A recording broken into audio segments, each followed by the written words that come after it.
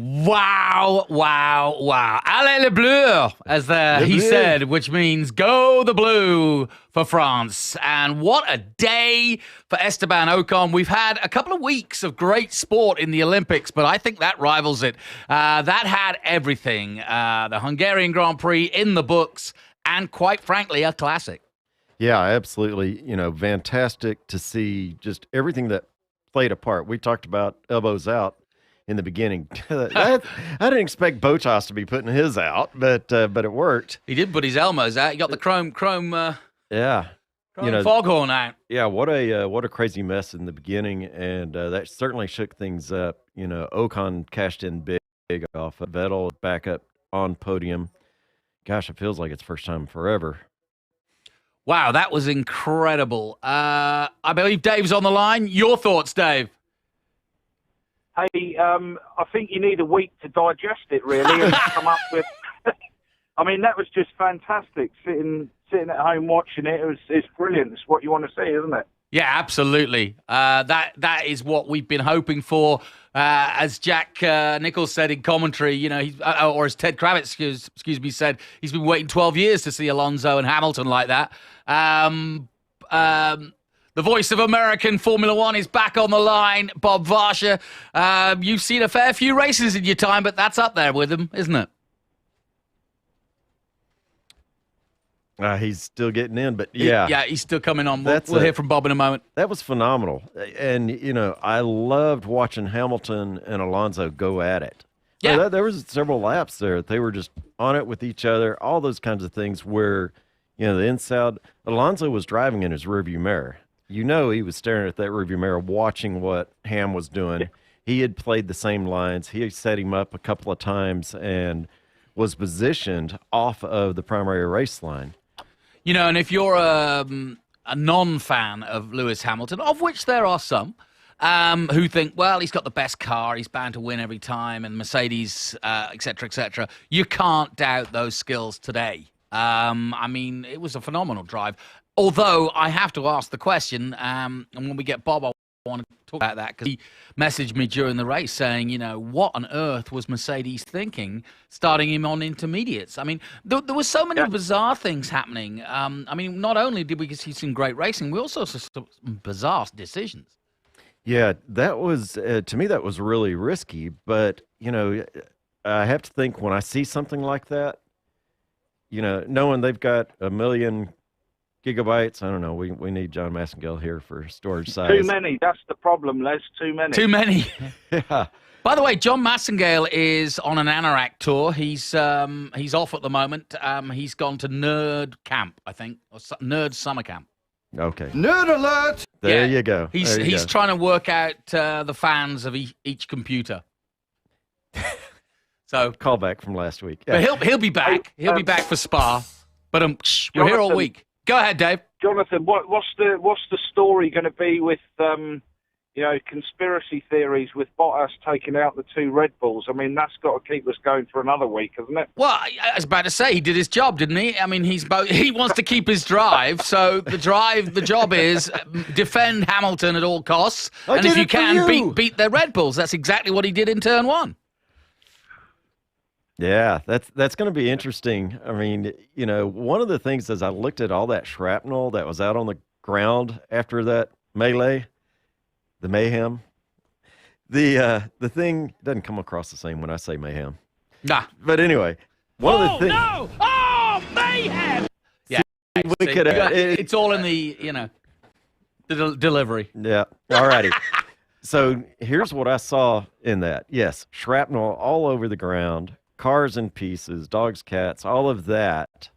But you know what that really kind of hits a spot that goes beyond today? Repair cost of all of those cars go against their cost cap. Wow. Think of that kind of thing. And then think of Mustaspin and the cost of his drive. Mazepin. Yeah. Think of the cost of his drive. Yeah. Well, he could afford it. He's making fertilizer. No, I tell you. He's making fertilizer out of his car. Dave O'Neill, on a serious note, Ocon, what a drive. I mean, Alpine, that was good decision making. They weren't really in the hunt at the start of the race, but boy, did they take advantage of when they got in a position to do so. Yes, absolutely fantastic. And that kid deserves it. He's done nothing but good all the way through his career. He started off with absolutely nothing. I don't think he even had a car until he started at Renault, never owned a car. So he's come from nowhere, and he deserves it, and he's a hard worker, and he's a talented young kid, and it's come to him. So I'm really happy for him. Yeah, I am too. I mean, for those who don't know, you're right. Ocon comes. His father runs a garage in the rural area of France. He's with all due respect, he's relatively a lean mechanic. He's very similar to how Hamilton got there. He's done it by pure hard work and tenacity. And at 24, I was worried that Alonso I said at the beginning of the season, or when Alonso got the drive, it could be the making or the breaking of someone like Ocon, because he's done it to other drivers, including Hamilton. And when Alonso joins a team, he makes it his own, and they didn't bring Alonso in for him not to do that. But Ocon is fighting his way and is finding his way, and I think this win will help a lot. Absolutely. I don't think you can bring in somebody, a champion, into any team and the team not gravitate towards him or lean towards him. And so, I wouldn't want that to come off as in, they're playing favorites. Well, of course they are. Wouldn't you? So we're waiting for Bob to get back on, but Dave, just tell me what the thinking of Toto Wolff and the team to put Lewis on intermediates on the grid on his own and then come in a lap later. Well, I think they obviously went with the knowledge they had, and by the sounds of it, the knowledge they had was that there was going to be, a decent amount of rain, and that was their risk they took.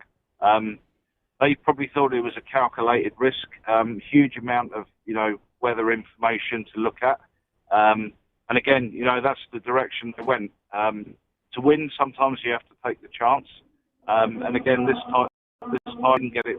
So, and they made a mess of it, really. But, that's the long and the short of it.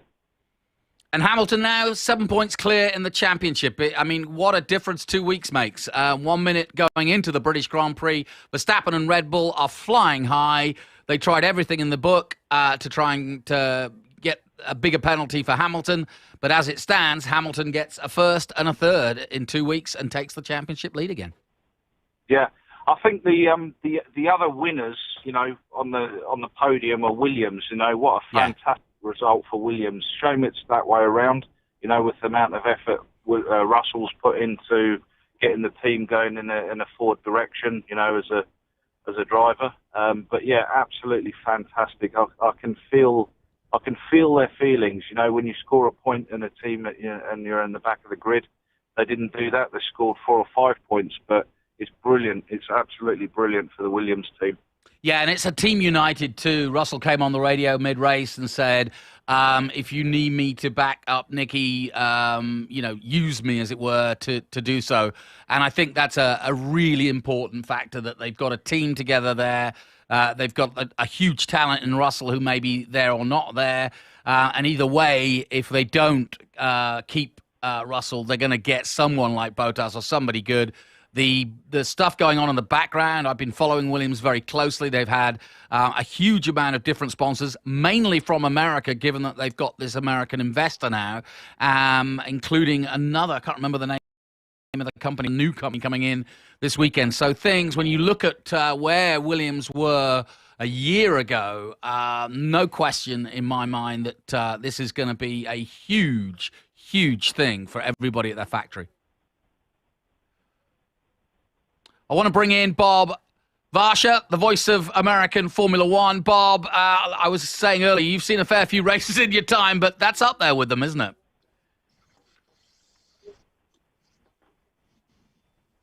Can we hear Bob? I don't think he can hear me. So we also Gasly. He did a great job as well. Oh gosh, yeah, and to be honest, the year that Gasly's having is absolutely fantastic.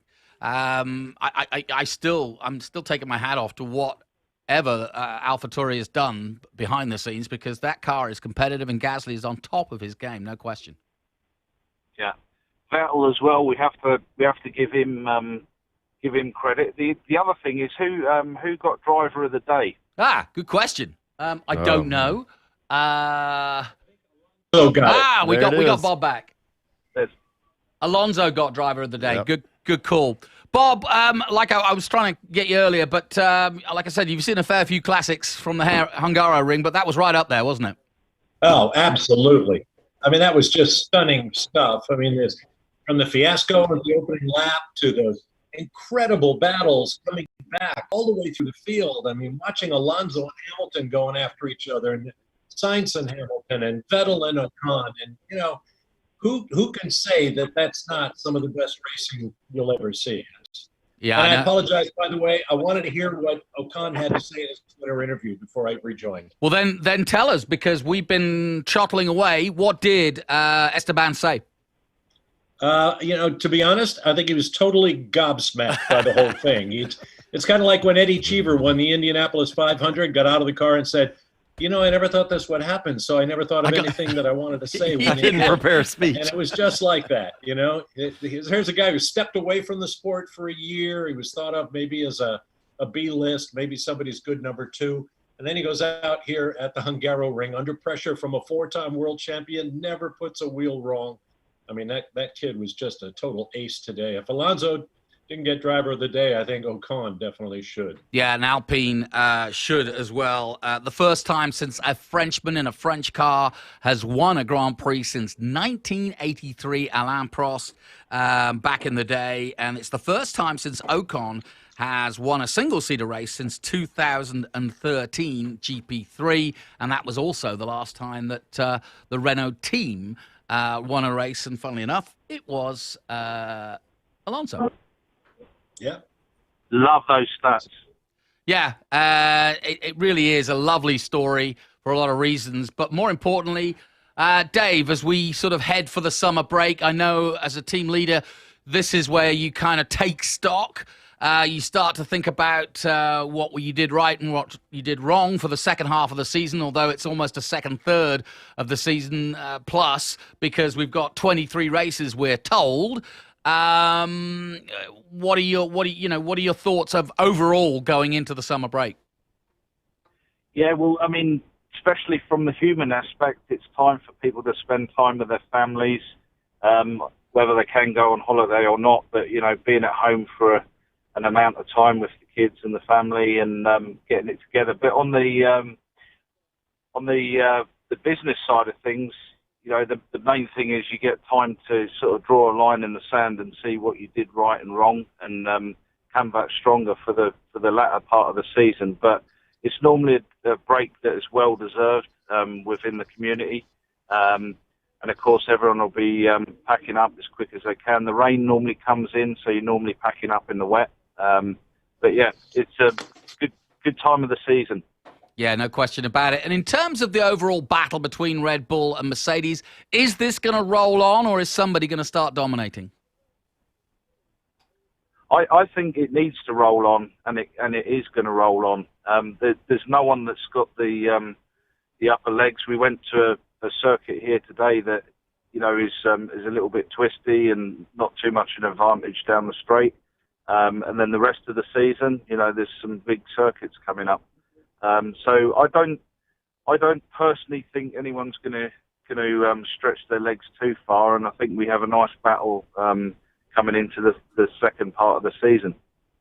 Unless, we talked about the amazing, we talked about the controversy of Silverstone, but, we talked about the amazing racing too. Let's not forget that. Yes, there was a big incident, but that's always going to happen when you get racing as close to this. And it could easily have happened today, but it didn't in terms of, after the start, I mean. But in terms of the actual racing at the end there, that's pure top draw racing. Absolutely. That's exactly what we've been looking for. We saw it today. Certainly the turn one made it happen, to be quite honest. I mean, I still feel like Hamilton would have just plowed right through and run for his own lead and been gone. Up until the time lapping, because we did get back into the lapping situation towards the end. Mm-hmm. But great for the rest of the field. Was a great mix-up of cars. I don't know if we would have got that without that first lap melee. And there's a couple of what might have been and what actually happened. I'm thinking McLaren. Norris could have been so much more competitive had he not been taken out. And again, where was Ricciardo? Bob, this is not turning out to be a season to remember for Daniel Ricciardo. No, it definitely isn't. And your thoughts go out to a guy who has won Grand Prix before. He knows he's got the stuff. And he just doesn't have the car under him. And I don't know what the solution is, because his teammate, Lando, is obviously so successful in that car. So you don't want to change much if you don't have to. But to Dave's point about what might happen over this 4-week break, these teams are working on next year's cars, which are totally different from this year's cars under the new rules. They're also operating under the new Formula One cost cap. So, here you are, your Mercedes, your Red Bull, so closely matched. The midfield is closing up on you performance-wise, and yet you've got to devote all your resources to next year's car. So what do you do about being competitive for this year's World Championship? Mercedes has said they've already brought their last updates. Red Bull hasn't said anything on the subject, and I'm sure they're working on something.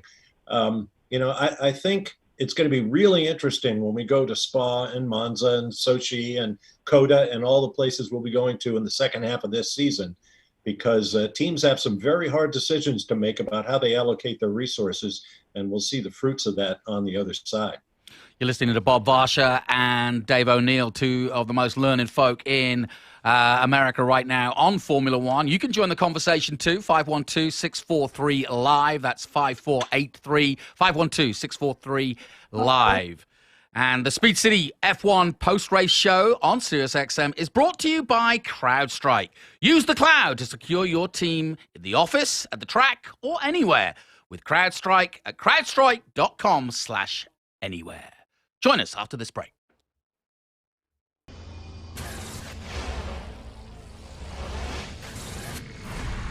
Hi guys, this is Pierre Gasly and you're listening to Speed City. You're listening to Speed City F1 on SiriusXM. Welcome back to Speed City. You can have the Hunger Games. We had the Hungry Games today, and the Olympic Games continues. But I'll tell you what, that had everything that some of the great Olympic moments have had as well, because there was all sorts going on in that race. The Hungarian Grand Prix in the books, and while the results may look similar to some in terms of Hamilton perhaps, it'll not look very similar to anything else we've seen, given usually, and Bob, you were telling me about this, there's nowhere to overtake in Hungary, and yet we've had the most bizarre result because of rain, because of the crash, and because of just the circumstances. Yeah, and it's remarkable, I think, and it tells you a lot about the nature of today's race. Yeah, we lost 4 of the top 8 cars in the first lap, but in 35 previous runnings of this race, it was only won by anybody outside the first 2 rows of the grid twice, and that was Jenson Button in 06, Nigel Mansell in 1989. Today, all 4 cars on the 8th and 9th rows, Carlos Sainz in the Ferrari, Yuki Tsunoda in the AlphaTauri, and both George Russell and Nicolas Latifi in the Williams, all scored. 15, 16, 17, and 18th place starters all scored points. That tells you how crazy today was. Before we've got a caller on the line, let's hear from our caller. Go ahead. From Virginia, go ahead. George, go ahead. What's up? Good morning, gentlemen. Good morning, George. I want to thank you for your commentary. Gentlemen, you do a stellar job, and you really bring it home. I'm a person, I despise the Hungarian ring. I hate it. I hate it with a passion. And of course, I stayed up all night watching the Olympics and missed it, but today was so you're a bit punchy. Very much so, very much so. And it's an instant classic. I mean, literally, I'm gonna go back and rewatch it. This is why I love the sport, and because you never know You never know what can happen. And cheers all around to the winners. But I want to ask to everyone who's been into sport, two questions. One, do you see any drivers changes over the break? And two, and I know this is probably going to deflect some from the main conversation. The Haas situation, is that something that's just, will that right itself, or it is what it is? That's a great question, George. And because Super Dave, as I call him, has got to go back to work now, I'm going to put him on the spot because he was the team manager back in 2017 of this said Haas team. So he is the appropriate person to answer that question. And maybe he'll also go to what might happen in the summer silly season in terms of driver changes. Dave, what do you think? Hey. So, hi, George. So driver changes, typically not. Unless someone's injured or picks up an injury over the summer break. So that's pretty much where the drivers will stay. Regarding the Haas question, it's sad to see, but also when you take a look and a step back from it all, they are having a rebuild year, and we've seen Williams do it, and we've seen them progress back slowly. I think that the key to it all is what advantage can they do from putting the effort into next year's car now? And also with the budget change, how much more of an advantage the smaller teams can have with being able to react to, spending the money which they've always been spending and using it resourcefully. Whereas the bigger teams are coming down with the huge budgets and, they're having to lay several hundred people off on that side of things. And with that, obviously, you can't analyse as much as you used to and make the gains that they did. It's all small gains, very, very small gains all the way around. So, they've signed a 5-year Concord agreement. They're, first year into it now. And I think we just have to be patient. Rome wasn't built in a day. And, F1, when you're into the detail of it, is so complicated that you have to, if you're out or you've made a mistake on the cooling of the car to begin with, you have a year, and that's the year to recover. So I hope that answers your question. I don't think they're down and out. They have a good power plant. They've got what Ferrari have got and Alfa have got. You just got to get the aero right. I don't think they've got the two best drivers on the field that they could have, but there's obviously reasons for that. Yep, good answer, and I hope that suffices, George. And I know we've got your details because you've been on the line before, but if not, please give us your email to our producer, and we'll put you in the pot for some potential tickets to the F1 here in Austin, or one of two F1s in Austin. What? Would that be possible? What? Uh-oh. Yeah, we're going to talk about that in a moment. But 512-643-5483. Join the conversation after what was an incredible Hungarian Grand Prix. I think we'll take another short break, and when we come back, we will be discussing more of the Hungarian Grand Prix. Join us after this.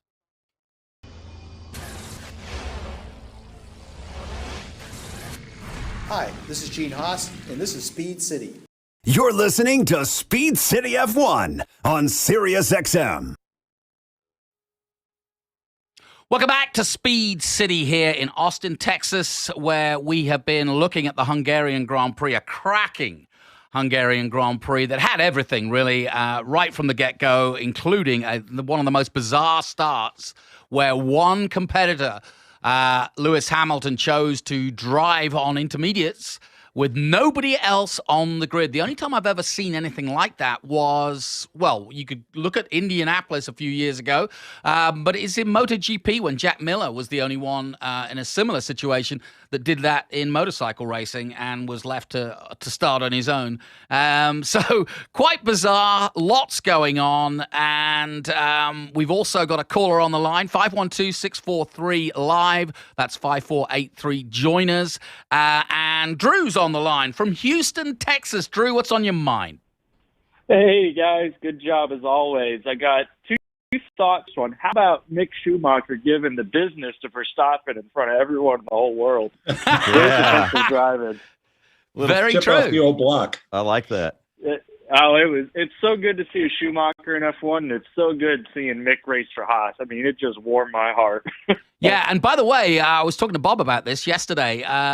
Worth mentioning, there is a documentary coming out on Netflix soon. I know a lot of people have been watching Drive to Survive, but there is a Schumacher documentary which his family, his wife, and Sabine, his manager, have been part of. And Bob, there's another one as well, right? That's right. There's a Bernie Ecclestone documentary in the works that has Bernie's support. So that should be interesting. Of course, Bernie was famous for withholding his support from the several biographies that were written about him, including one by the old Formula One medical director, Dr. Sid Watkins. His wife tried to write a Bernie Ecclestone book. And as I believe it, he originally supported the book and then withdrew his support and tried to prevent its publication. Typical Bernie. But yeah, so we'll have new documentaries looking at the lives of one of Formula One's greatest drivers, and certainly the man who made Formula One what it is today. Yeah, no question about it. Drew, if you're still on the line, are you coming up to Austin? Are you hoping to come up to the F1? Well, I tell you, well, we'll see about that second race. So I got tickets for qualifying. You know, I'm the comment. We'll see if I can scrounge up some Sunday tickets. We'll put your name in the hat. Give your email to our producer, and we usually pick up a pair of tickets. We'll put you in the hat, and hopefully we'll get you those Sunday tickets, or maybe those alternate weekend. You can spend the whole 10 days here, have some barbecue, and relax. Now we're talking. There All right. you go. Hey, before I go, next time we get Haas on the radio, someone from the team, can we get some 2020 merch released? We're trying to spend our dollars. Come on, guys. Yeah, there you good go. shout out. And I'll tell you what, I couldn't agree more. There you go. There you go. Well, we'll get on that. We'll get Gunter on the line, and we'll get Dave O'Neill to give him a twist on that. But thanks for calling, Drew. And like I said, call in if you want to join the conversation here on Speed City, 512-643-LIVE. That's 5483. Now, has your workforce moved from the office to the home, or the garage, or maybe a rented cabin with an open Wi-Fi? If your company has expanded outside the office and moved all your applications to the cloud, there's a whole new world of threats you have to worry about, including ransomware. CrowdStrike revolutionized security by harnessing the speed and power of the cloud to identify and stop the most advanced cyber attacks, even those that have not been seen before. So now you can protect your data and employees anywhere. Welcome to Anywhere. CrowdStrike. We stop breaches. Access the CrowdStrike Falcon platform free at crowdstrike.com/anywhere. Doghouse. Oh, sorry. Go ahead. What's the doghouse? It works in the doghouse too. Oh, I see. Yeah, yeah. Well, you've So been I hear. How long have you been there? Oh, I hear. How long have you been in the doghouse? Have you got air conditioning in there? No. Okay. The dog is inside the house with air conditioning. Talking of, now we got another caller on the line from Illinois. Who's this? George. Yes, hi. Hey, George. Can you hear me? I can hear you loud and clear. Okay, well, I just said to one of your associates, we hardly ever watched Formula One racing until we watched the Netflix series. Awesome. And by watching the Netflix series, we at least feel we got to know a little bit more about the personalities of the various drivers and the principles and some of the motivations of the people in racing, at least that part of racing. And it's made things more exciting or more interesting. I look at the website on Formula One. I watched the entire race, even though I've got to cook today. But I truly enjoyed, and I thought this was an amazingly exciting race, watching so many people exhibit amazing skills and courage in this race. No question about it. I hope you're making Hungarian borscht then in honor of what was a great race. What particularly stood out for you? Who's your man, as it were? Well, you know what? I'm one of those people who don't have a fan. I'm not a fan of any team. Mm-hmm. I just like to watch excellence in the sport and different strategies.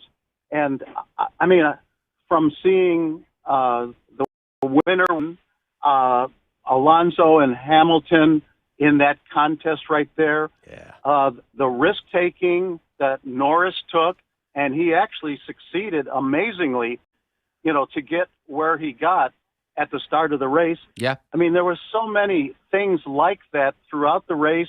The strategies of people thinking that they were going to, whether it was Mercedes at the pole position with nobody else, different tires.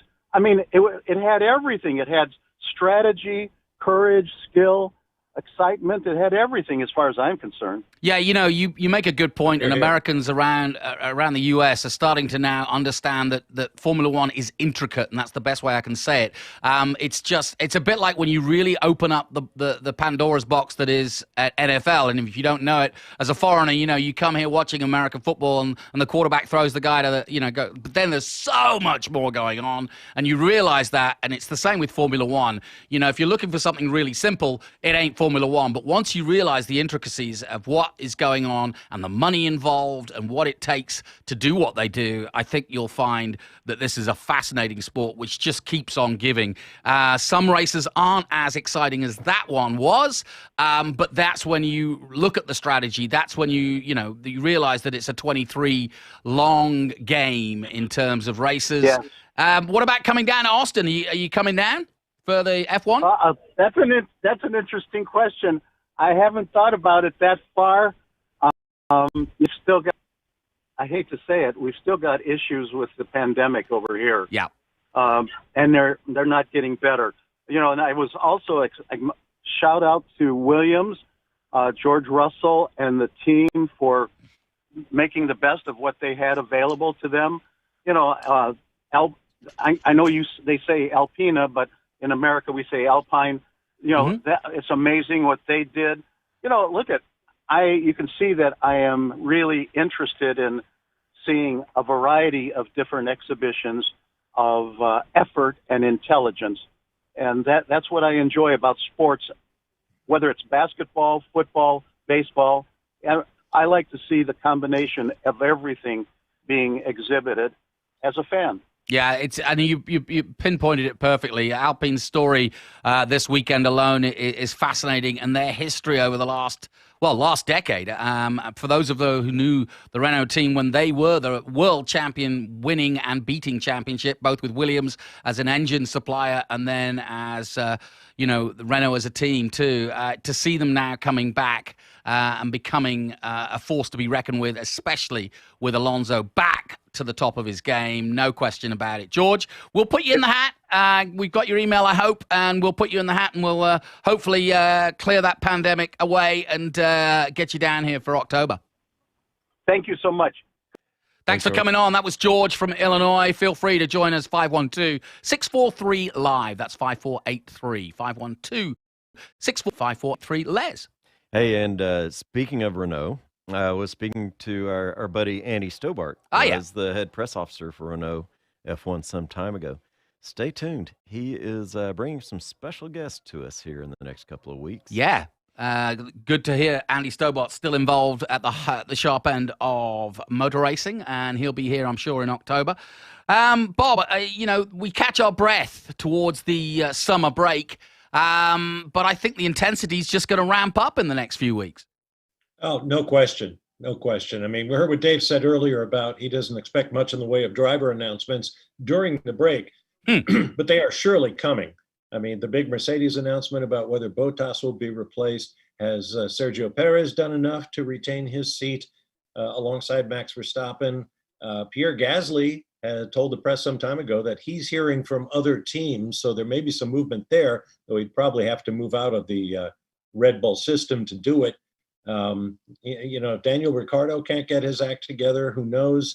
The two seats at Alfa Romeo, and who knows what happens at Williams if Russell moves over to the factory Mercedes team. So there's all of that that's going to be bubbling away as we go forward. And I'm sure some of the teams are gnashing their teeth because they're not only will they not be on the road racing, but their factories will be shut down. And it goes back to what I said earlier about all the work that still needs to be done for 2022, aside from this year's championship chase.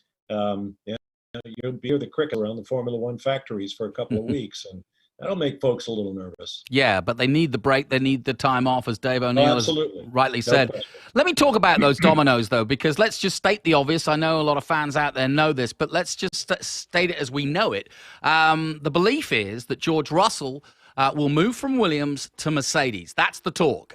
He's already had a Grand Prix for Mercedes, which he could well have won, and has proved himself, and he continues to do so at Williams. He's a Mercedes asset.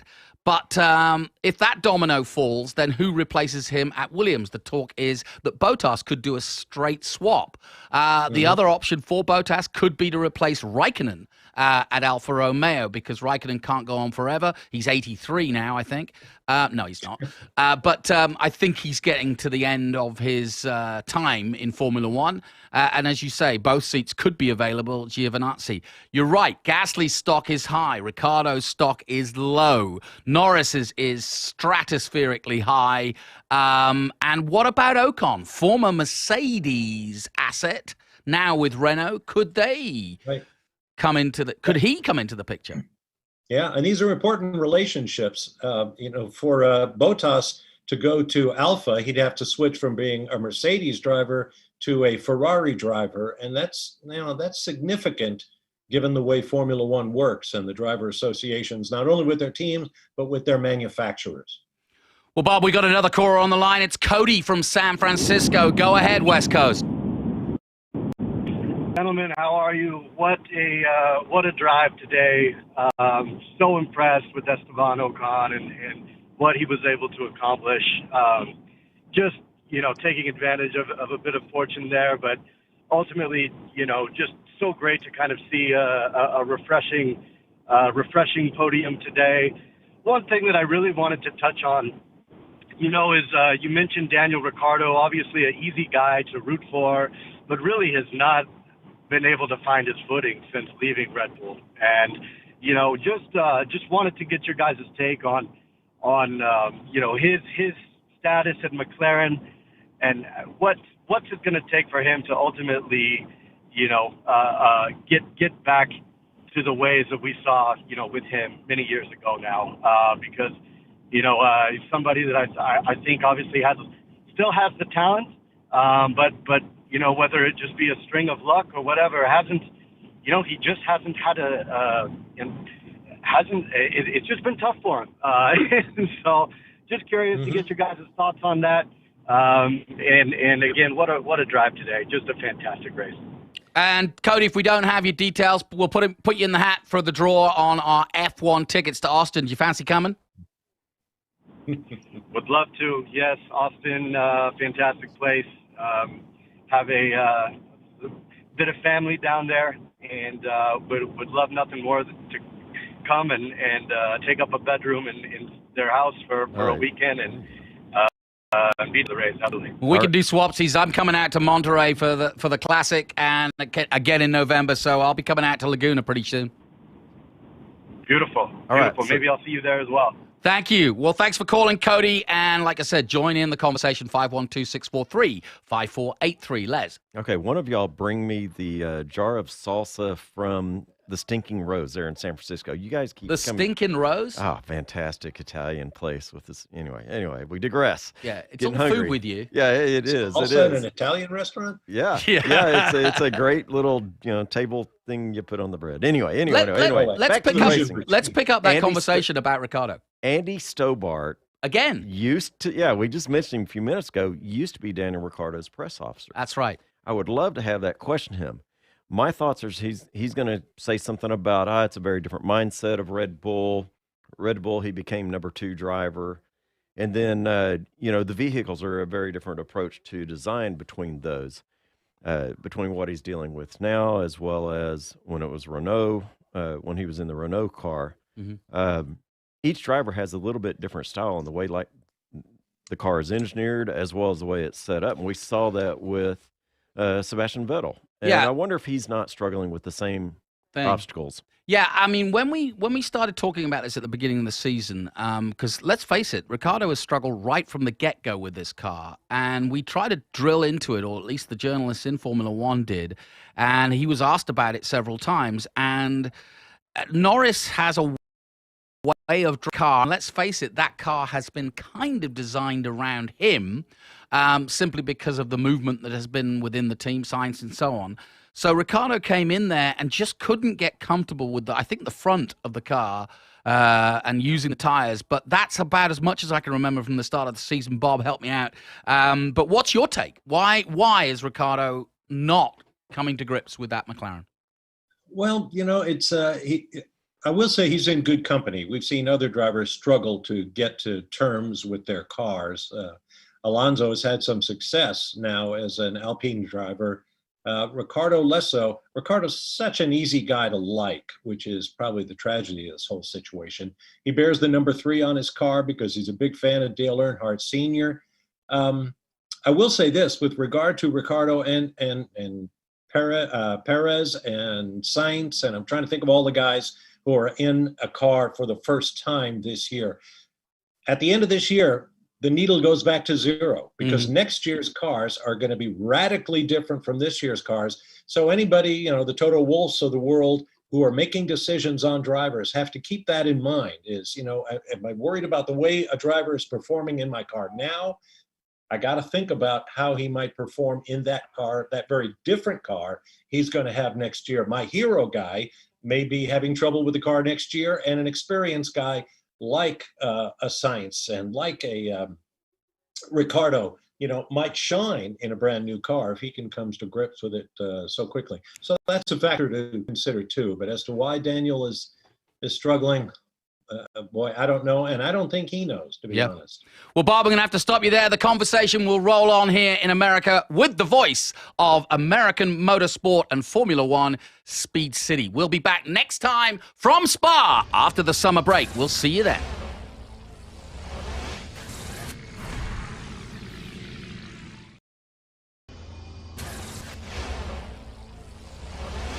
Hi, this is Jay Leno from JayLenosGarage.com, and you're listening to Speed City. Welcome back to the fastest hour in radio, Speed City. Only Jay Leno can say Speed City like he does. Fantastic stuff. So much to talk about, and as one of our callers said, Formula One is so layered thick in a layer cake of so many different things besides the racing. And one thing I want to bring up, Les, is something we all noticed. A certain Bobby Epstein, the chairman and CEO of the Circuit of the Americas, We was know in that Hungary. guy. We do know that guy. He is a local here. We know him well. Does this add to the rumor? And if you haven't heard it, Cota could be getting a second race. Liberty have promised 23. People are dropping like flies when it comes to other races around the world. Could Austin host a second Formula One race? Here's the thing we know. Cases of COVID are on the rise in Mexico and Brazil, and they're not as controlled or responsive as they say for so many other places. So could count against those 2 races. We've already heard they won 23 races. I mean, that ties into the teams, that ties into everything.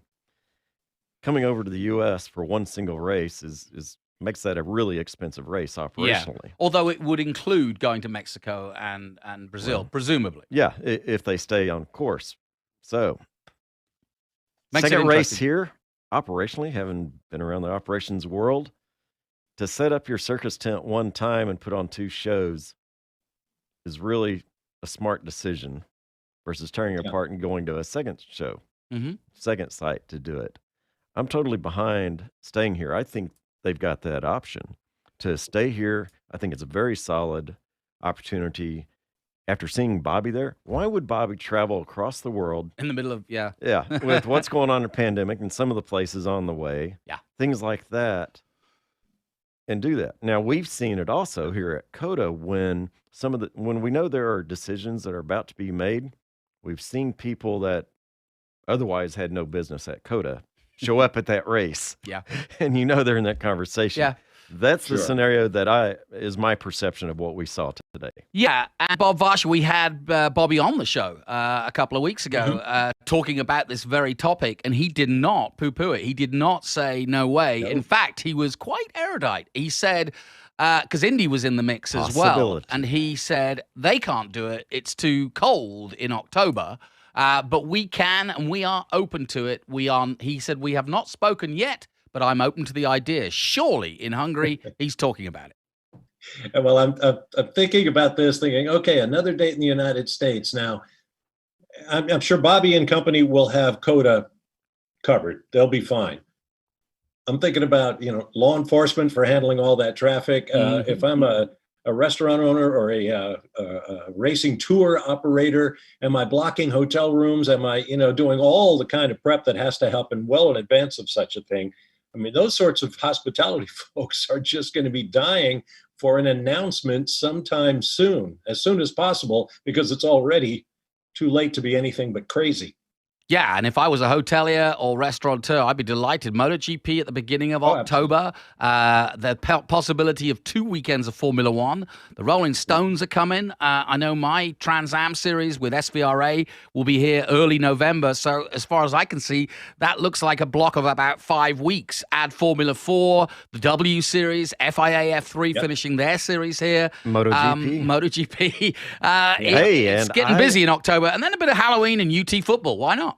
Well, I heard whispers that MotoGP was looking at an additional race for the season. Oh, why not? We could have a full weekend. Let's invite them to hang out. Why don't we have a double weekend? MotoGP on a Saturday and I can see Bob Varsha in his element. Oh my God, that would be so much fun. And you're right about how important a Formula One race can be to the city. Back in the Indianapolis days, any restaurant I went into, I asked to see the manager and asked, okay, you get NASCAR, you get IndyCar, and you get Formula One here in Indianapolis. Which race is the best and most profitable for you? To a man or woman, they all said Formula One. Those are the folks who come to town, spend the money, really enjoy themselves in a way that benefits all of us here working on the streets of Indianapolis or any other city for that matter. Formula One is such an economic juggernaut when it rolls into town. It just outstrips everything. So, it could be a huge boon to the city of Austin as well as to Circuit of the Americas and all of its fans. Well, I heard during the pandemic, I heard some of the service industry talking about, okay, you went into the restaurants you know and love, but you're getting food to leave. And somebody started this slogan or this phrase. It was tip hard and go home. Well, Formula One audiences usually do that. Anyway, they tip hard. And so, it's not the beer budget crowd coming around or somewhere in between. These often the people that are traveling, especially this far away from the most common of the circuits. And I want to give a shout out to Bobby himself and his team, because they've gone through unbelievable hardship, which was 2 years effectively, but he's kept the lights on, he's kept the staff there. Yes, some of them furloughed for a while because that was the obvious place with no events, but they are all in place and they can put on an event at any time. And as I said, the calendar is ready to go with MotoGP and Formula One. So, COTA could also do with this shot in the arm as well, never mind the city of Austin. And I hope that happens for them, because it's no mean feat keeping 1,500 acres with a lot of asphalt and nothing going on. Mm-hmm. Absolutely. So, lot to think about. Go ahead, Bob. Well, I was just thinking, Japan's also in some jeopardy. Yeah. We've all seen the skyrocketing COVID numbers coming out of the Olympics. So that may eliminate another race. And suddenly you've got this big hole in October and early November. So there could be a pretty radical rejuggling of the schedule there. And I've got an idea for the musical act for a second race at COTA. Yes. Have a battle of the bands. Have the best of Austin come out and play one after another. I mean, Austin is, the live music capital of America? Well, yeah. Let's let people see why. Yeah, and they are live music capital of the world. And yeah, there's no question that those bands need a venue to play at too. They too have been suffering heavily. It's been a big story here in Austin, Texas, throughout the COVID period. And yeah, I couldn't agree more, because that was my first question, which is how can you top, 250,000 fans and Billy Joel at the end of it. You can't. But if the race, if another different race is beforehand, with maybe a qualifying race, who knows? But something different that gives it an identity. But having those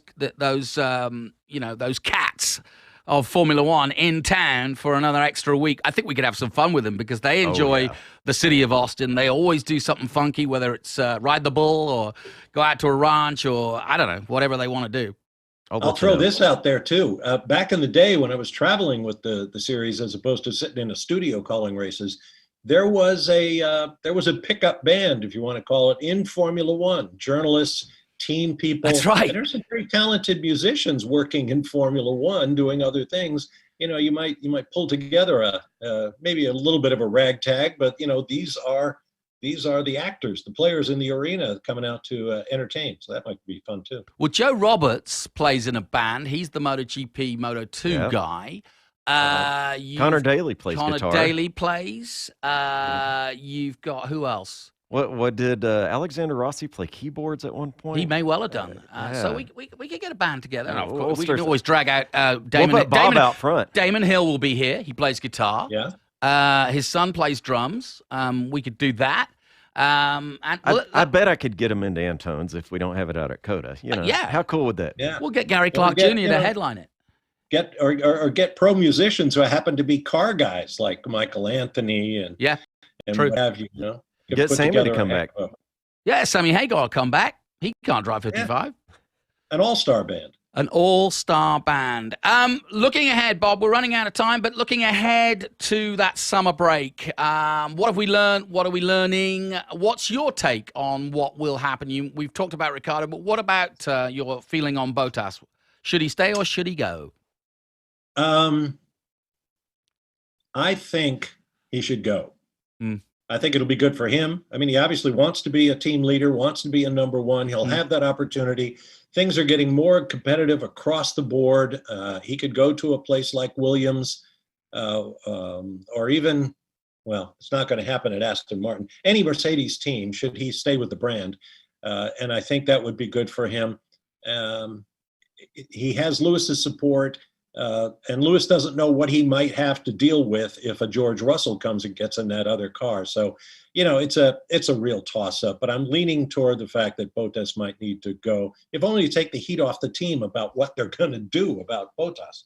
Yeah, and also I think if you're Mercedes, if you're Toto Wolff, which, by the way, has a big hand in obviously all of this because George Russell is his boy. But if you're looking towards the future, you mentioned the new car, 2022. Hamilton's not going to be around forever. I got a feeling that he's edging out of Formula One after his 8th title. Because I think he wants to do other things, and therefore you're going to have to rebuild the team around a new guy. And is that guy Bottas? I don't think it is from their thinking and from his performance, but could George Russell be that guy? Certainly age-wise and certainly from a team point of view, that would be the injection they needed. Plus, you would have a chance to give George Russell maybe 1-2 years with the maestro that is Hamilton, so he becomes more of a less of a rough diamond and the real McCoy. And there's another element to all this too, and that is the young drivers in your system, in the pipeline. They have to be assured that they will get a shot. It may not be as soon as they want, but that there will be a seat in all likelihood for them down the road. It's a problem all the teams have dealt with that have these pipelines because drivers are staying in the sport for so long. But, you can't have a pipeline. It doesn't serve a purpose unless you give these guys opportunities. Yeah, it's a very good point. And Les, you're a big Hamilton fan. What's your thoughts? I do think Bottas, it's time to go. He's out. I don't think he's, if he winds up on another team, he doesn't bring energy. A nice guy. I enjoy speaking to him. Fast guy. He's fast, but he doesn't bring the energy that I think a number one driver on a team should bring to energize the team. I mean, there's got to be that cohesiveness. There's got to be that spirit of here we go. We got some fresh blood, but that fresh blood has to exude that energy itself. And I don't see that with Bottas. I like him. George Russell, young, spirited, he's going to give Ham everything he's got to battle him. And I think that would be wonderful to have Russell will come in, which I think is the most likely scenario. I'm Well, not going to bet. But yeah. Let me throw this into the mix. Formula One in Austin will also be the last race of the W Series, the Women's Series, and also the FIA F3 Series. And it's worth taking a closer look at what's going on there. There's several Red Bull juniors, including Liam Lawson, who's been winning in DTM, drove a Formula One car for the first time at Goodwood, but he is in F2. Then you've got FIA F3. We've got several Americans. Jack Crawford's in the hunt. Logan Sargent's in the hunt. We're going to see some of these guys coming through, so don't count out the junior series. I only need to point, Bob, to Sonoda to prove that any of those guys and George Russell as well, any of those guys who are making it in GP2 or FIA F3 are worthy. No question about it. Hey, and we've got the W Series coming. How long will it be before we have a female opportunity? Congratulations to Jamie Chadwick, who won the W Series race at the Hungaroring. She and Alice Powell are having a terrific battle for that championship. And what a name Jamie Chadwick is making for herself. She's all over the IBM commercials and so on nationally now. Absolutely. And yeah, I've got, we're in the queue to get Jamie Chadwick onto Speed City, as well She's as been on before. Sabre Cook, we're looking for fresh visits from those ladies. Yeah, by the way, Sabre Cook, look her up, from Colorado. She is in the W Series currently. She was racing Ring this weekend. She's a really interesting girl. She's been racing here in the States. She also did a one-year secondment to the Renault Alpine team, so she'll be happy today, celebrating with them. But we do have some skin in the game when it comes to the W Series because we have an American racing hard there, a young girl from Colorado, Sabre Cook. Yep. Engineering graduate. Yep. So, looking ahead, well, let's look back again. Let's just sum up what was an amazing race in so many ways. Bob, I'll turn to you first. Bob, what the heck? There's so many highlights there. Pick one for me, for you. Wow. The highlight that I will remember for a long time was Lewis Hamilton going to the grid for the restart alone because everybody else in the field went to the pit lane to pick up tires. And that put Lewis at an incredible disadvantage. But once again, Lewis came up with a Hamilton miracle and found himself on the podium at the end. It was a brilliant drive by him, but I guess we're just too accustomed to see Lewis doing this kind of thing. Well, thanks, Bob Barsha. My thanks to Dave O'Neill and, of course, to Les Kaiser. I'm Jonathan Green. John Massegale will be returning next time out, but what about a weekend of great racing from Hungary? The possibility of 2 races from Austin. Stay tuned. This is Speed City. We'll be right back next time round. Ciao, y'all.